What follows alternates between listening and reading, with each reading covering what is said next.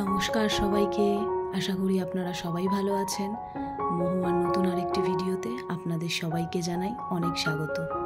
আজকে সোমবার আর এখন বাজে সকাল 6:45 মতন। আর আজকের ভিডিওটা এখান থেকেই শুরু করছি। একদম নতুন জায়গায় ভিডিও করছি, আপনারা দেখতেই পাচ্ছেন। আসলে এসেছি মায়ের কাছে। এর আগের ভিডিওতে আপনাদেরকে তো বলেইছি যে মায়ের হাতের অপারেশন হয়েছে, সেই জন্যই মায়ের কাছে আসা। তাই সকালবেলা উঠে সবার প্রথমে আগে ফ্রেশ হয়ে নিলাম, তারপরে ওই ঘরের দরজা জানলাগুলো একটু খুলে দিলাম। আর জানেন তো, মায়ের কাছে এই ঘরটা হচ্ছে আমার সব থেকে ফেভারিট। এই ঘরেই আমি বেশ খানিকটা সময় কাটাই, আমার ভীষণ ভালো লাগে। আসলে এই জানলার ধারে বসে না রাস্তাঘাট, গাছপালা সমস্ত কিছু এত ভালোভাবে দেখা যায়। আর দেখুন, আমাদের ফ্ল্যাটটাও পুরো এখান থেকে দেখা যায়, মানে শ্বশুরবাড়ির ফ্ল্যাটটা। তো যেহেতু ডোডোর স্কুলে যেতে এখন অনেকটা টাইম আছে, ওর টিফিনটা বসিয়ে দিয়ে আর ওর স্নানের গরম জল বসিয়ে দিয়ে ভাবলাম এই ঘরের বেডটা ক্লিন করে নিই। এইটা আসলে আমার ভাইয়ের রুম, কিন্তু এখন তো ওইভাবে যার যার রুমে সে থাকে না, তাই এই রুমের মধ্যে ধরুন জামা কাপড় ছাড়া বা টুকিটাকি কাজে এই রুমটা লাগানো হয়। আর বাবা দিনের বেলাটা এই রুমেই কাটায়, মানে এই বিছানায় শুয়ে থাকে। তো বেডটা আমি ক্লিন করে নিয়েছি, এরপর ডোডোকেও স্নান করিয়ে একদম রেডি করিয়ে দিয়েছি। আর এই মায়ের এখান থেকে একটা সুবিধা কি, নিচে এক পা নেমে গেলেই ডোডোর বাসটা সোজা আমার বাড়ির ওখান থেকে সেই জায়গাটা থেকে ঘোরায়, তো আমার সুবিধা হয়। আর দেখুন, ভিডিও এডিট করতে গিয়ে দেখছি ও কখন আবার আপনাদেরকে বাই বাই করেছে। তো ডোডোকে স্কুলে ছেড়ে দিয়ে এসে এখন চলে এলাম সোজা ছাদে কয়েকটা জামা কাপড় কাচতে। মা বলেছিল জানেন তো, যে এমনি ঘরের অনেক কাজ আর হাতে কাচাকাচি করার দরকার নেই, জামা কাপড় মেশিনেই কেচে নেব। তারপর ভাবলাম এই তো অল্প কটা জামা কাপড়, তার জন্য আবার মেশিন চালাতে হবে, কারেন্টটাও পুড়বে। আর আমার মাও জানেন তো, সমস্ত জামা কাপড় মেশিনে কাচে না, ছোট ছোট যেই সমস্ত জামা কাপড় এরকম ছাদে চলে আসে সকালবেলা, এসে কেচে নেয়। তাই জন্য আমিও কেচে নিলাম। আর ছাদের দড়িগুলো এতটাই উঁচু, আমি লাফিয়ে লাফিয়ে মেলছিলাম বলে আমার মা এই পাশে বসে হাসছিল। তো সমস্ত জামা কাপড় মেলা হয়ে গেছে। আর দেখুন, আমি তো এই ছাদেই ভিডিও করতে আসি, আর এখানে আসলে খুব সুন্দরভাবে আমি এয়ারপোর্টটা দাঁড়িয়ে দাঁড়িয়ে দেখি। প্লেন ওঠা নামা ভীষণ ভালো লাগে দেখতে। দেখুন, আর এই প্লেনটাও মনে এখন টেক অফ করবে।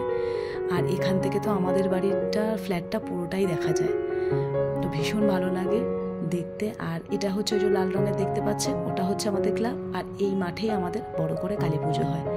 চলুন এখন নিচে যাব। সকালবেলা ঘুম থেকে উঠেই চা করে রেখেছিলাম, বাবা সকালে উঠে গেছিল, তাই বাবার চা খাওয়া হয়ে গেছে। এখন আমি আর মা দুজন মিলে একসাথে চা খাবো। চাটা না, আমি সত্যি কথা বলতে একটু পরিপাটিভাবে গুছিয়ে খেতে ভীষণ ভালোবাসি। চলুন এখন নিচে বসে আমি আর মা দুজনে গল্প করতে করতে চা খাবো। মায়ের কাছে আসলে এইটাই হয় জানেন তো, যখনই আসি মায়ের কাছে একসাথে চা খাওয়া, দুপুরের লাঞ্চ, রাতের ডিনার সব একসাথে করি। আর কত কথা থাকে মা মেয়েতে, সেই সমস্ত কথা শেয়ার করি। তারপরে এই যে রুমটা, এটার মধ্যে আমার ঠাকুমা থাকতো। তো এখন আমি, ভাই, ডোডো আমরা সবাই একসাথেই এখানে শুচ্ছি। আর আমি যখনই আসি আমার ভাই আমার সাথেই শোয়। তো তিনজনে মিলে অনেক রাত অবধি গল্প করা, তারপরে গিয়ে আমরা ঘুমোই। তো যাই হোক, এখন রান্নাটা বসাবো। মা এখন যাবে হচ্ছে হাতের ড্রেসিংটা করতে। মায়ের অপারেশন তো হয়েছে শুক্রবার, 48 ঘন্টা বাদে মায়ের হাতের ব্যান্ডেজটা খুলে তারপরে ড্রেসিং করতে বলেছিল। তাই মা গেল বাবার সাথে হাতের ড্রেসিংটা করতে, আর আমি এদিকে চটপট রান্নাটা বসিয়ে দেবো। আর আজকে মাকে বলেছি একদম পাতলা করে মুসুরির ডাল আর আলু সেদ্ধ খাবো।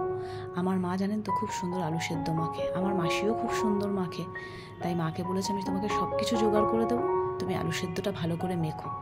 তাই আমি এখানে ডাল আর প্রেশার কুকারের মধ্যে আলু সেদ্ধটা দিয়ে দিয়েছি, আর এখানে ভাতটাও বসিয়ে দিলাম। এখন আমি ব্রেকফাস্টটা করব। মা বাবা সবার খাওয়া হয়ে গেছে। কালকে কেউ একজন হয়তো প্রসাদ হিসেবে খিচুড়ি দিয়ে গেছিলো, তো সেইটাই আজকে ব্রেকফাস্ট করছি। খুব ভালো হয়েছিল জানেন তো খেতে। আর সকালবেলা ডোডোকে একটু আলু ভেজে দিয়েছিলাম টিফিনে, তো সেই আলু ভাজা দিয়ে আমি চটপট করে খিচুড়িটা খেয়ে নিলাম। খিদেটাও বড্ড পেয়েছিল, তাই জন্য আরও বেশি হয়তো স্বাদ লাগলো খিচুড়িটা। আর বাবার এই রুমটা বাবা নিজেই সকালবেলা ক্লিন করে নিয়েছিল।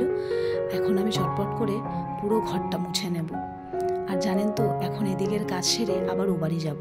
আজকে তো সোমবার, আর সোমবার হলে অজয় নিরামিষ খায়। মা বলেছিল এখানেই রান্না করে নে। এখন আমি যে কদিন এখানে থাকবো এখান থেকেই তো জায়গায় খাবার পাঠানো হবে, কিন্তু ভাবলাম আবার গ্যাস মোছা সমস্ত কিছু ঝামেলা করা, আর ও বাড়িতে না আমার গ্যাসটায় সমস্ত কিছু পরিষ্কার করা, তাই ভাবলাম ওখানে গিয়ে ওকে একটু রান্না করে দেবো। একেবারে দুবেলার তরকারি ভাত এই সমস্ত কিছু রান্না করে দিয়ে আসলে নিশ্চিন্ত। আর এই দেখুন মা ড্রেসিং করে চলে এসেছে। মায়ের হাতের হচ্ছে এই ওপর পোর্শনটা যে দেখতে পাচ্ছেন এইখানটা কেটে অপারেশন হয়েছে। মা বললো ওই 5টা মতো সেলাই পড়েছে, কিন্তু ঠাকুরের অশেষ কৃপা মা এখন ভালো আছে, সুস্থ আছে, আগের থেকে ব্যথাটাও অনেক কম আছে।